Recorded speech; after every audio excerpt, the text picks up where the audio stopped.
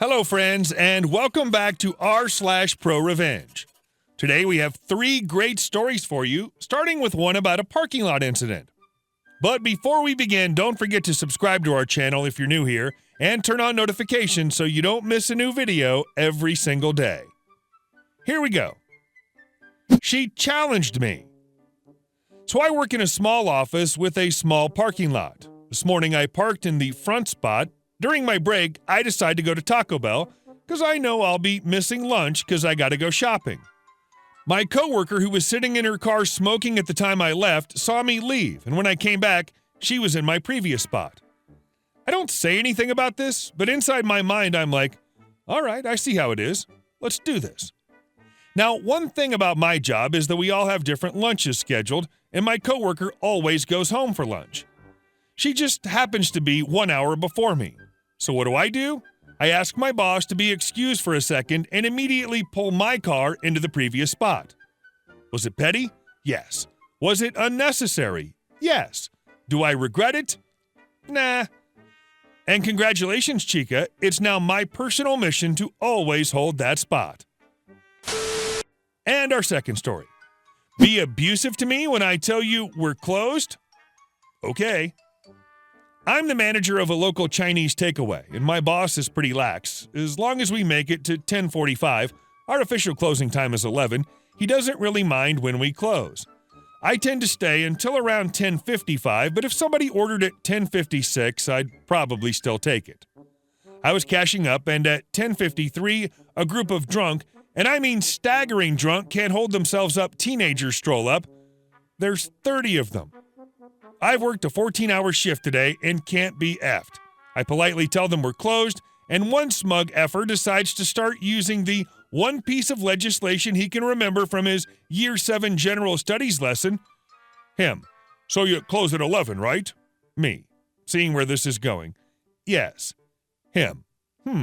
Looking at an imaginary watch on his wrist, and it's 10:55. Me. I'm the manager. I decide the closing shift.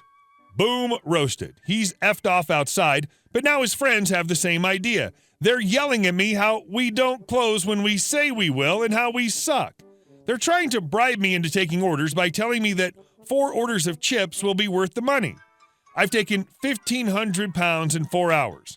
8 pounds won't make me homeless. One of them calls me a bee. Fantastic, keep it coming. They're still ranting, and then one of them drops the bomb. We order from insert other Chinese restaurant here. All right, time to go. I know that other Chinese restaurant closes the same time we do. I know that they, unlike me, will take orders up until 11 and then wait for you. But if you order after 11, you're crap out of luck. This Chinese place is a 30-minute walk away if you're sober, and we all know drunk teenagers take twice as long. You've kept me here arguing for 4 minutes and called me a bee. It's effing on. I kept them talking until 11:01, then told them all to leave or I'd phone the police. Locked up and walked past them, all jeering about how they were going to phone the other Chinese place and spend so much money. I waved a cheery, "Have a nice time" at Chinese place that's now been closed for 1 minute. Walking home to the sounds of children swearing because now they can't order food from either Chinese has never felt so sweet. And our last story. Manager from hell gets what she deserved. It was late 2007, and I'd just gotten a part-time job in your neighborhood electronic and now defunct store named RS. Shortcut for something that had a radio in the beginning and a shack at the end. I was a college kid, and a few months before I'd had knee surgery, which forced me to quit my previous part-time job. So when I joined RS, I was told that aside from extremely rare circumstances of when I may have to fetch a thing or two from the back room or basement, my job was to sell. I was a sales associate / customer assistant. And we had 1 or 2 stock people whose sole job it was to stock the shelves, fetch the merchandise, etc. Then the store management. Those are salaried employees.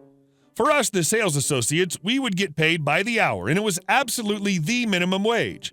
But if you sell RS branded accessories, then we'd get something like maybe 5% of the sales price. I don't recall the exact amount. It's been more than 11 years now. And when we sold brand new cell phones, we would get $20 or $25 per new account. $10 for additional line on that, And if we upgraded, relocked the contract for another 2 years, we'd get $10 for that account. Can be one line or can be more than one. This extra parentage was called spiff. The stock person is supposed to be paid a little more than the minimum salaries, and that's about it. All of us were trained weekly to sell add-ons. And the better seller you are, the more money you can make. Since when I joined the store, I was required to spend my own money to buy the color combination clothes that the corporate office decided for the season. One time it was red shirt, black pants. Another time it was black shirt, gray pants, etc. And since your clothes had to be presentable, that means buying at least 2 of each, with your own money.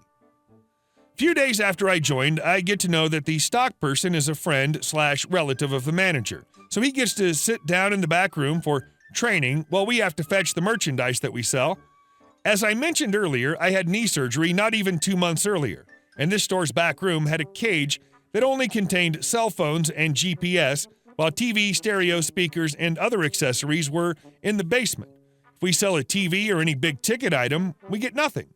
But if we sell batteries for that remote, power strip, antenna, etc., we get about 5%.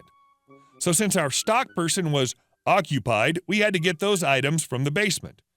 As you can imagine, it was not the most pleasant thing to do with a still bandaged leg, not to mention that it was not in the sales associate's job description. Our manager, let's call her B. Shell, made a new rule. Since we're clearly making a lot more money as sales associates than a stock person, now we have to share our spiff equally with the stock person on duty. While we are selling and ask this stock person to get us the item, he would tell us to get it ourselves. We had to do so to be able to complete the transaction and not fight in front of the customer. And all while we are giving him an equal share of our spiff. Nice. Now, whenever new stock deliveries are made, it was generally the management team, salaried person, and the stock person's job to stock them up or place them in the basement or in the cage. But B. Shell had better ideas. Told us, if you're going to work here, then you'll have to replenish the entire store at the end of the day. If the delivery trucks come, you have to sort them and place them in the stock room yourself, or else you'll be fired. Now, keep in mind that I'm still a full-time college student and also have family responsibilities to attend to. And my part-time job was supposed to be no more than 20 hours. She made me come at 4 p.m. and sign out at 8 p.m. for 5 days. Signing out does not mean you're done. It means you'll only get paid for the time of 4 p.m. to 8 p.m., and you must tidy up the place, restock the shelves, vacuum, throw out the trash, and if the deliveries are coming, it was 2 days a week at least, boy, it's your lucky day, because if the truck comes after 10 p.m., you get all the joy and happiness of taking care of it, sometimes beyond 1 a.m. in the morning. When it was during Black Fridays, I remember leaving the place at 5:30 a.m., came in 4 p.m. the day before, worked until 8 p.m., then stock up for Black Friday sale, only to come back 2.5 hours later at 8 a.m. and work until 1 a.m. the next day. That day, she instituted a new rule only for that Black Friday. Only sell big-ticket item to boost the store's numbers. A contest was going on from the corporate office. Store manager with the highest sales per district would get a huge bonus and some other perks. She expressly told us not to sell any accessories, although that's what we made our money on. Now, even on a Black Friday sale, if you sell a TV, someone would want batteries or an antenna for it, right? Well, I ended up accumulating lots of money that's supposed to be my spiff. And besides, I was extremely good at selling. There were times when someone came in for just 2 AA batteries, and I ended up selling him about $4K worth of merchandise. But she ended up denying us all that spiff since she told us not to sell that and only sell big-ticket items. She only paid us for 8 hours worth of work per person. This kept on going for a while, with B. Shell going to have extended lunch, had to maintain a mani-pedi, hair appointments, clothes shopping, etc. for a professional look and betterment of the business during business hours. From time to time, phones from the cage, which she and only the shift manager would have keys to, would go missing. Right before my first midterm exam, my uncle had a heart attack, and I had to fly to Montreal for 72 hours to see him. Of course, I let B. Shell know. The whole time I was in Montreal, I could not sleep for a second, and the day I came back, our flight lands at 10 a.m., my exam was from 1 to 3. I had told B. Shell that I wouldn't work that day since I would have exams right after I land. I run to my college to take my exam, while I get calls after calls from B. Shell saying that I need to show up to work that day since the stock person is sick and I had to help with the delivery truck, or else I'm fired. I finish my exam at 3 p.m., run to the store before 4 p.m., get dressed, and work until 8 p.m. That day I worked until 12:30 a.m., after midnight. At this point, I'd not slept for more than 80 hours.